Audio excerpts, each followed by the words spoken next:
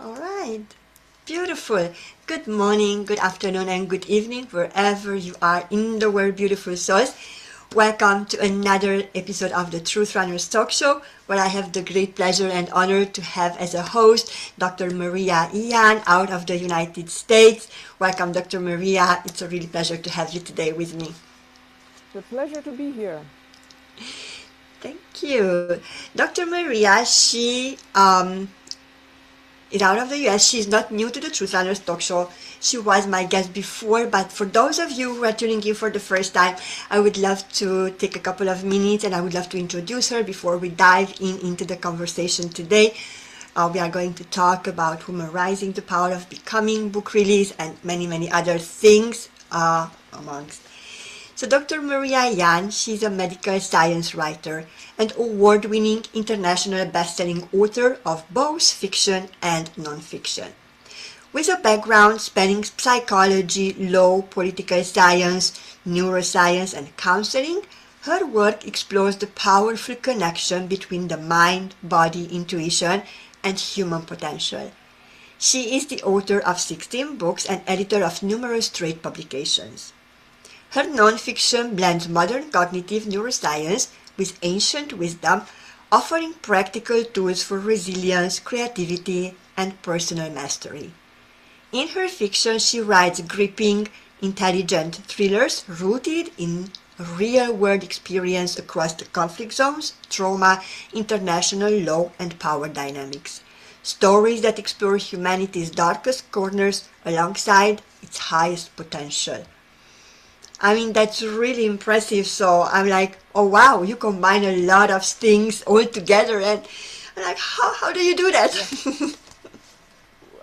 Well, I mean, we're here about the upcoming the book that's going to be published tomorrow, and um, I became over the course of my life, as I mentioned in my chapter, I deviated at one point, very strongly from our my God-given, I mean our, because everybody has that, but in my particular case, because I'm talking about myself, it's, my God-given potential. And I crashed, physically very badly. And I still had my spirit, alive somewhere because the spirit never dies. And as I mentioned in my chapter, that put me on a journey uh, to get back on track. I don't really like using buzzwords like, like that, get back on track. But I don't really like using reconnect either. But, to see my energy as opposed to seeing, what everybody and everything else puts on us, right? Uh, so that dive, that very deep, profound dive, that was a coming home to what the universe gave us, gifted us, right? Because our lives are a gift from the universe. The universe doesn't have to create us, right? The universe has no obligation. Nobody puts a gun to the universe's heads and says, create Maria, create Christina, all of that. But for us to, receive, embrace that gift, we have to do certain things that I talk about in my chapter. And once I, you know, received, I guess, that gift again, I guess, sort of that's really the easiest way to put it, you fall into order. You start seeing a lot of um, patterns for what they are, and they are not yours, right? They're again things that were, put on top of us, all of that. But primarily, you start seeing your space, your brilliance, your intelligence, and your order.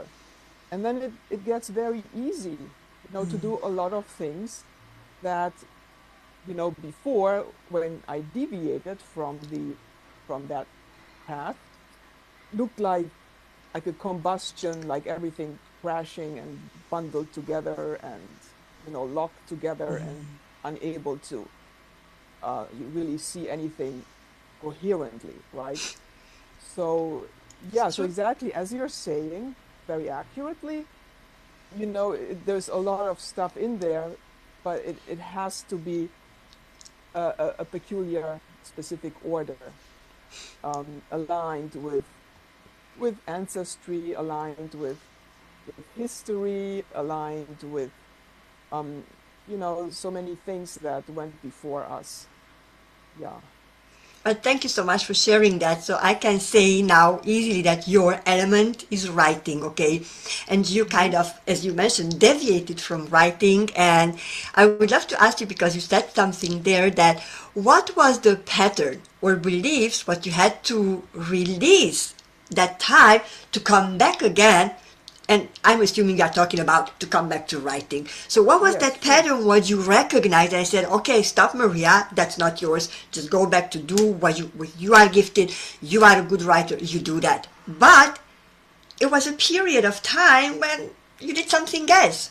It was a Yes. pattern. What was that pattern or belief what you recognized and you had to kind of shift it in order to Yes. come back? Let's put it that way.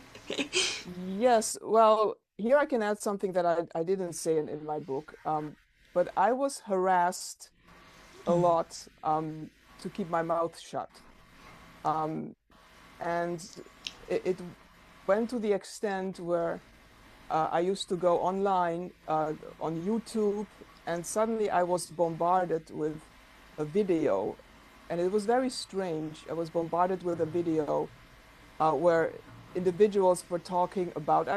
I don't want to get into what individuals they are. I know who they are.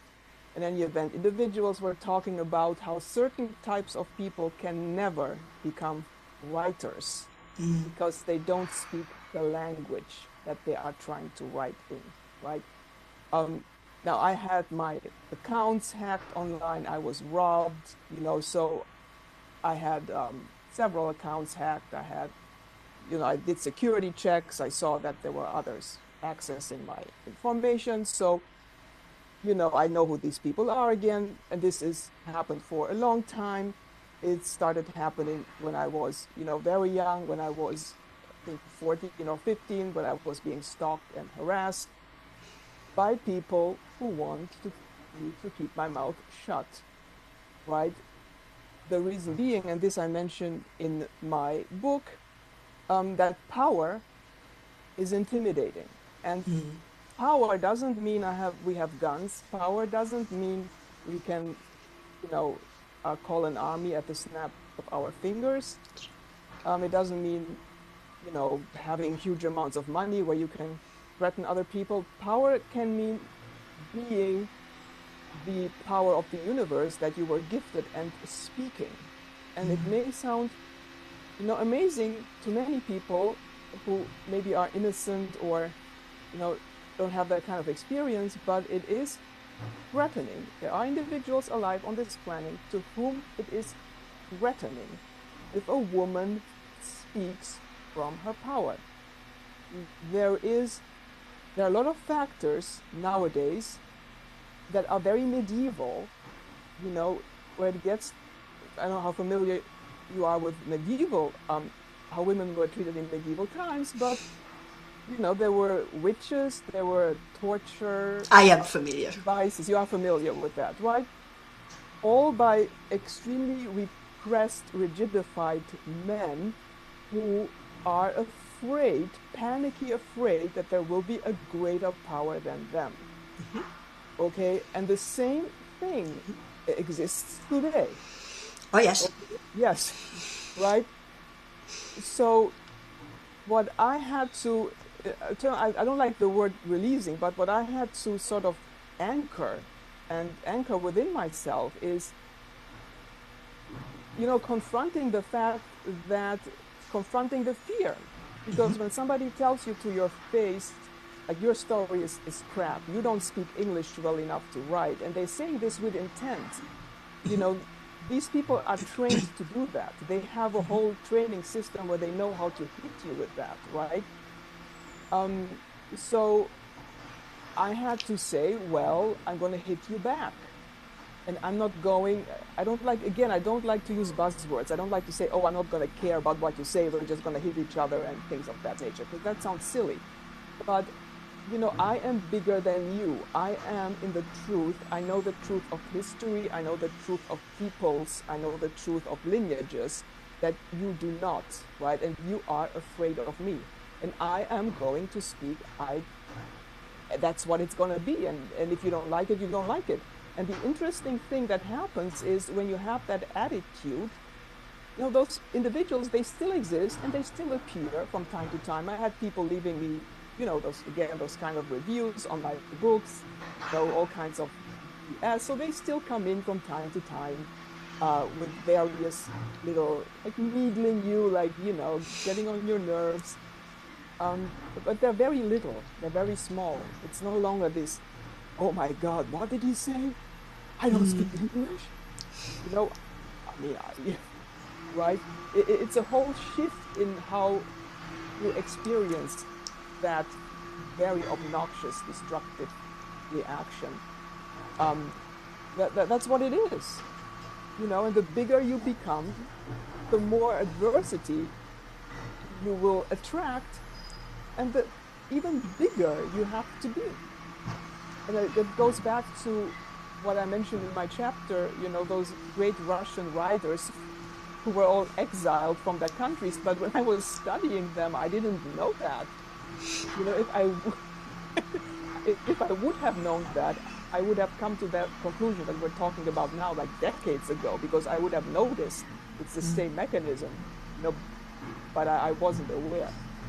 So, you know, you've got to be very aware of circumstances, people, identities. Who are they? What do they want? Why are they afraid?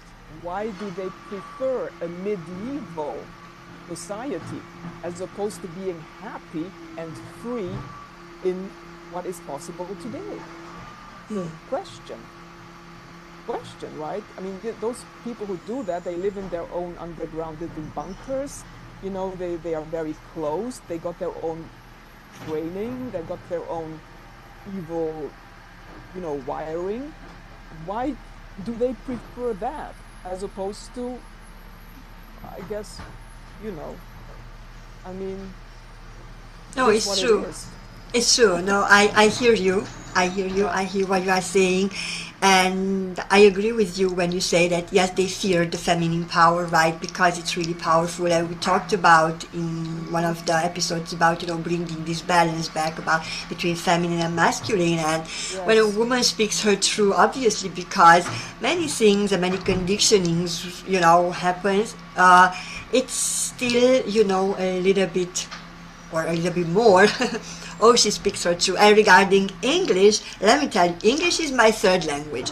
When I first started, you know, to do these lives, and when I first started to coach, right, I was trying hard to speak the perfect English, and I was trying hard, and I had scripts, and I said to myself, you know what, Mm-hmm. Christina, Mm-hmm. it's my third language. I speak English because the person listening to me speaks only English. Mm-hmm. Therefore, I'm sure I can make myself understood. I'm sure that I make grammar mistakes, but honestly, I don't really care anymore because I Well, know that the yeah. message what I want to say, the way Mm-hmm. I'm saying it is going to reach the right people and they will understand what I'm saying, right? Other than that, there will always be someone who will find something, no matter how hard we try, there's always going to be someone we are not going to be good enough for them, and that's Mm-hmm. okay as well. So I learned to be okay with that as well. So Yeah, well, you got to know one thing though. In any language globally, people born in those countries, there are many people born in those countries, raised in whatever language, that do not properly speak that language. Okay. I The- agree. so right. And I mean, I encounter that, you know, very often. And when you got to raise your abilities of whatever language that is to a very high level, taking a lot of studying and research and reading literature, right? And thinking and meditating in that specific language at a very high level, so you can have a grasp of it that's superior to people who were born and raised there who don't care. Okay, and so That's you okay. know, It's okay. I mean, I think we just have to be okay, with the fact that mm, some people will resonate with us with the way, some don't. Some they will understand yeah, what we want to share, some don't. And exactly. But in terms of releasing, I think what we got to realize is that those people who react to, in this case, it's English, they react to something else. You know, if we would yeah, perfectly speak English, they would react to the fact, oh, but you're blonde. If we had black hair, they would react to, oh, but you're wearing a green sweater. If we were red sweaters, they would say, oh, but your eyes are blue. If we had black eyes, they would say something else.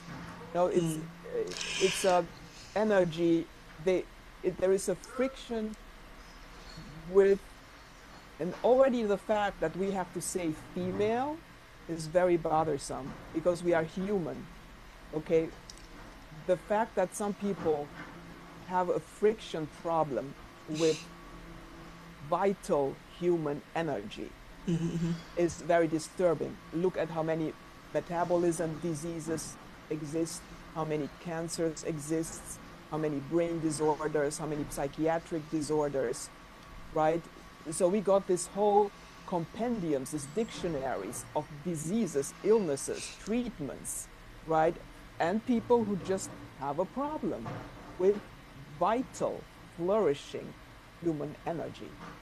You know, there's people who, when they feel that vibrance, they gotta come and start to needle, start to harass, start to do, because that's, it's very foundational universe. If you go very deep, I mean, this goes way beyond this discussion, but if you go very deep into the universe, you're gonna find, what happens. There are people who are regretfully doing things there, right? Yeah, but humans should be stronger than that and say, fuck no, that. I agree with you, Maria. Yeah. And what I would love to say here, just one thing before I go Mhm. to my next Yeah, question, is that sure. whatever they say, I always say, and I learn because I used to be affected, by comments and by stuff like that. But Hmm. I said to myself, okay, Christina, always remember this is not about me. Right. It's not about me, it's about them. And also they are just showing a mirror. I'm showing a mirror to them as well.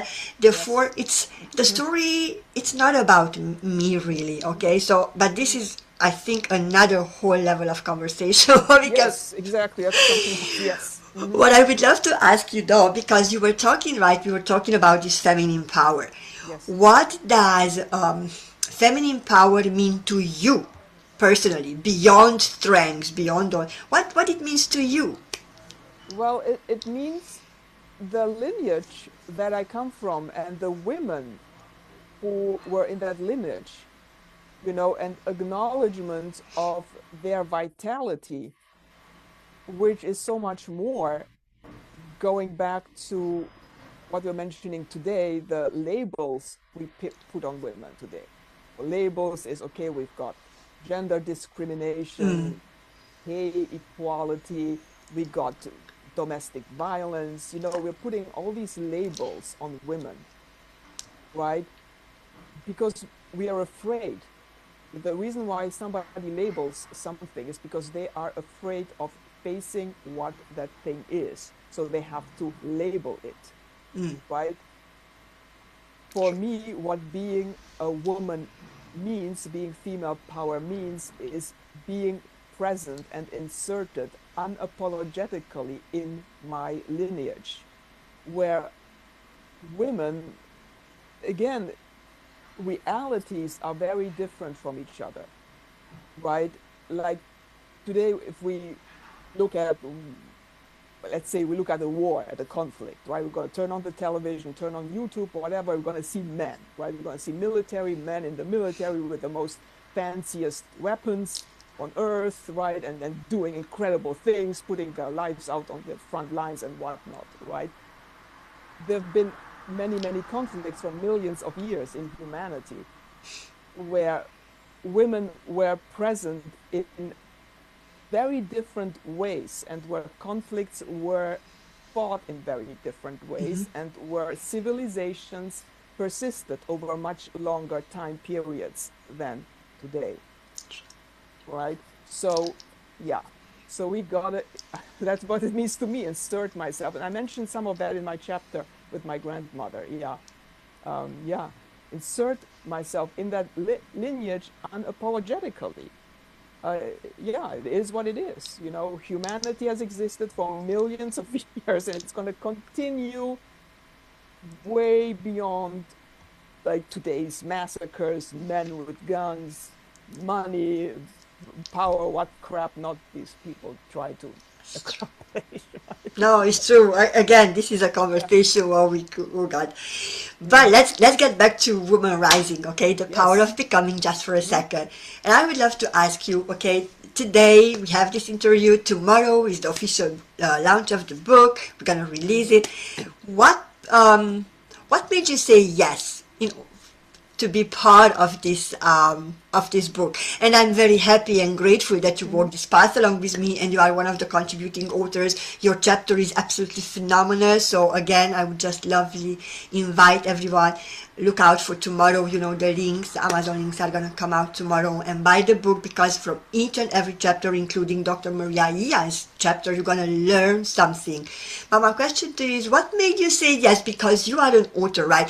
You have your own fiction and non-fiction books, and you write different things. Yet you said yes to this, and I'm grateful for that. What made you say yes?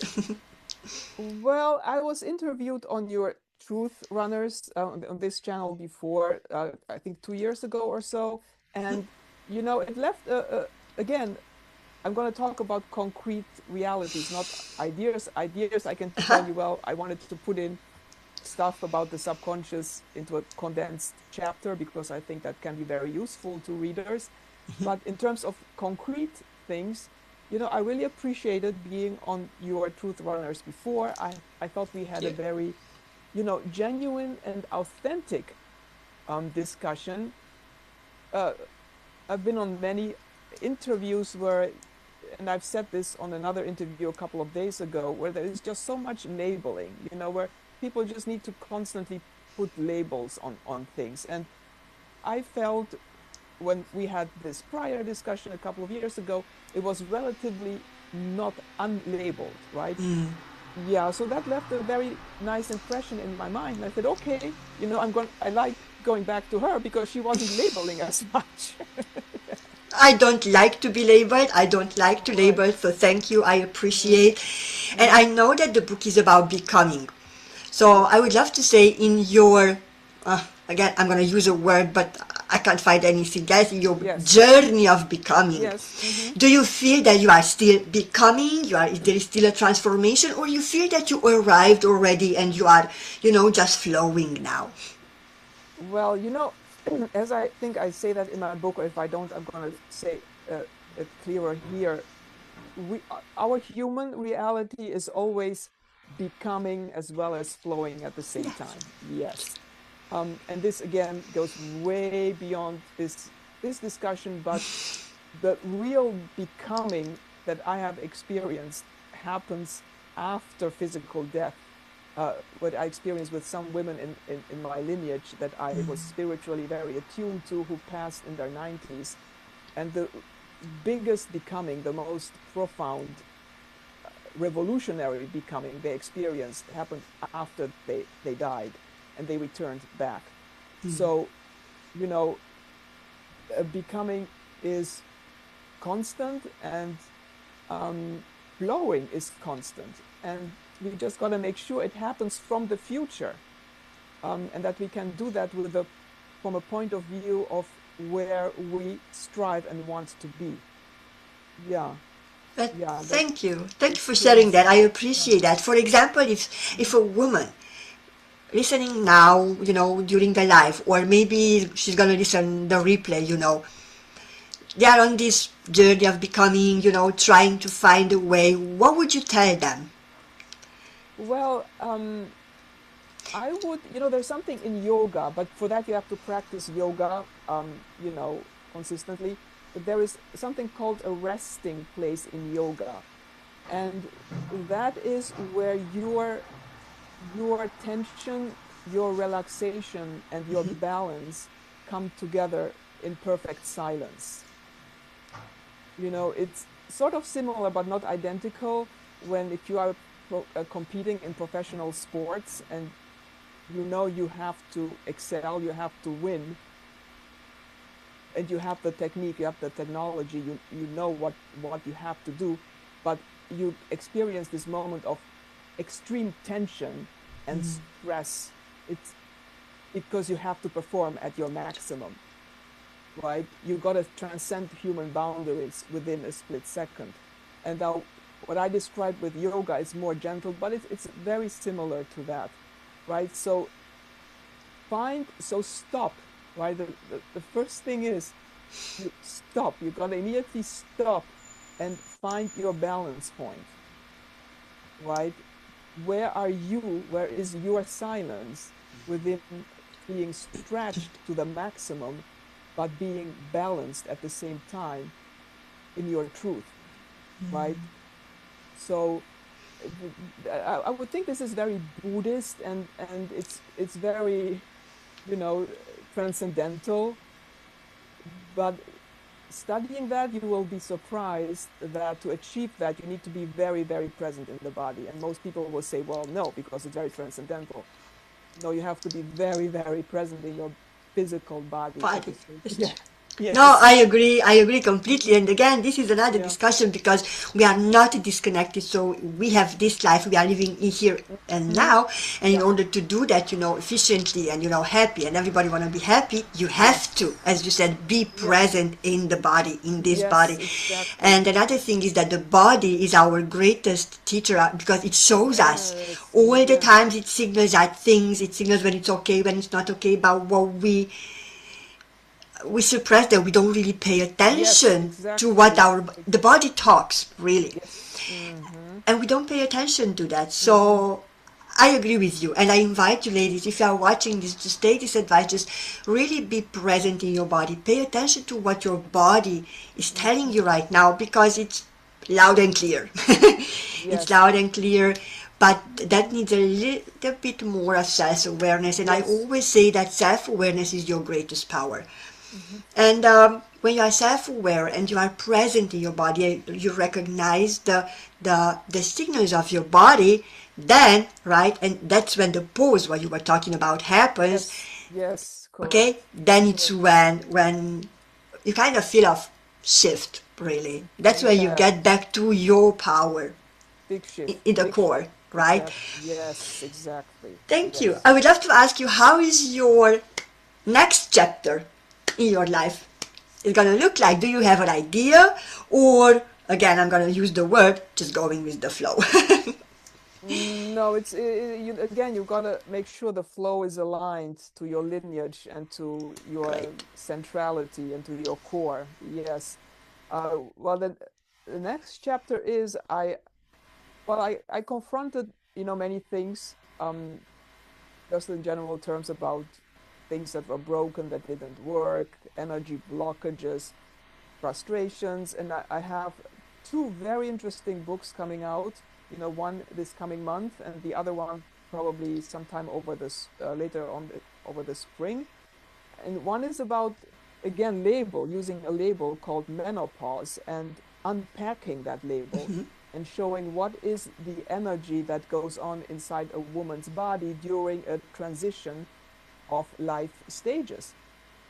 Because you will, and this may scare, many people, but I know it scared me when I fully confronted that, is our reproductive years are can be significantly smaller, significantly, in some cases, more than double as small than our overall lifespan, right? So our reproductive years can be from 15 to 45. Let's say people don't really like to have children at 50. Our entire lifespan is from 0 to 80 plus. I have friends who want to live 100, 110, and they aim for that, right? So if you look at this tiny, tiny fraction of our lifespan that we spend reproducing, right? But confronting how big a deal, how very frustrating and anger causing the mainstream medical science and media approaches are to this thing that they label as menopause. It's really, you're trying to kill, assassinate women way before they have reached their full flourishing potential. Okay, True. right. And when I saw that clearly, I was scared. I said, "Oh my God," you know. Um, so, but it's true. It's a fact, It and is. there's billions of millions of years of human existence, and many women who, throughout antiquity and all kinds of periods of history, have lived big, flourishing lives that had nothing to do with this label called menopause, right?